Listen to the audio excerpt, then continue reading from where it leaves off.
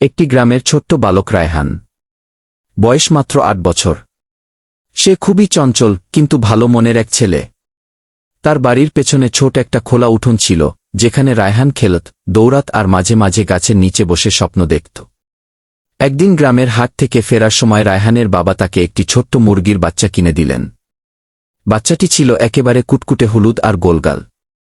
রায়হান তাকে আদর করে নাম দিল পিউ। প্রথম দিন থেকেই রায়হান আর পিউ ছিল অটুট বন্ধু। রায়হান যখন স্কুলে যেত, পিউ উঠোনে অপেক্ষা করত। বিকেলে রায়হান ফিরে এলে পিউ খুশিতে তার পেছনে ছুটত। তারা একসাথে খেলত, গল্প করত, এমনকি ঘুমত একসাথে। রায়হান প্রতিদিন পিউকে ভাত মাখিয়ে খাওয়াত, পরিষ্কার পানি দিত।